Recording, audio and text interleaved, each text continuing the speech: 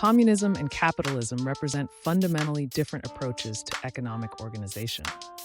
Let's examine the core differences between these economic systems and how they operate in 2025. In communism, the state or public collectively owns the means of production. It aims for equal wealth distribution through centralized economic planning. Key features include minimal private property and a high degree of government control. In contrast, capitalism emphasizes private ownership of the means of production, market-driven economies, and wealth distribution based on market success. The U.S. system prioritizes individual freedom and incentives, with a theoretically limited government role. Examples of communist economies include China, Cuba, and North Korea, though their practical implementations vary significantly. China, while officially communist, has embraced aspects of market economics. 3 of the world's top 5 companies now come from China, showing its economic power. In communist economies, central planning directs resources and production. Central planners, rather than market forces, make key economic decisions. In the United States, capitalism remains the dominant economic system, prioritizing market-based solutions and private enterprise. However, current trends show a shift towards government policies that increasingly favor dominant private entities, impacting economic democracy. Free market capitalism can create significant inequality. In some areas, this has led to a paradoxical situation with both housing shortages and vacant homes. The core difference between communism and capitalism lies in who controls the resources and how economic decisions are made. The state in communism versus private individuals and markets in capitalism.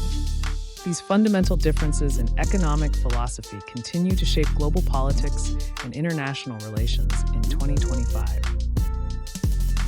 Socialism attempts to strike a balance between communism and capitalism by incorporating elements of both economic systems. On the economic spectrum, socialism positions itself between the state control of communism and the free markets of capitalism.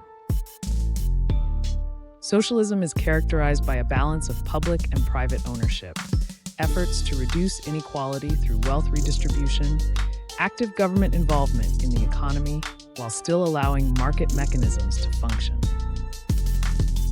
This comparison illustrates how socialist economies differ from capitalist and mixed economies in terms of who controls the means of production. Socialist ideals include production for use rather than profit, equitable distribution of resources, democratic decision-making processes, and an emphasis on social equality and cooperation. This comparison shows how socialism differs from social democracy and communism in terms of economic structure, implementation, and historical context. In 2025, socialist parties and ideas exercise varying degrees of influence worldwide. Socialist systems range from non-market to market forms, and many socialists have adopted causes such as feminism and environmentalism while adapting to modern economic challenges. Socialist policies and systems vary globally, with each country adopting different aspects based on their specific economic and social contexts.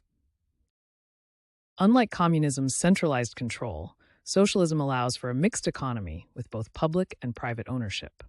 And unlike capitalism's focus on individual profit and free markets, socialism emphasizes social equality and regulated markets.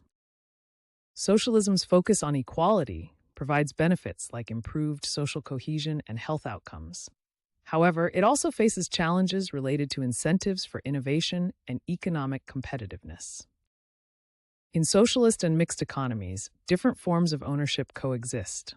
This comparison shows how private and public companies differ in structure and operation, illustrating the practical implementation of mixed ownership.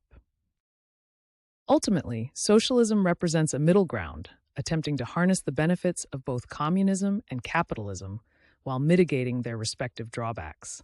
It seeks economic efficiency alongside social justice through balanced public and private ownership.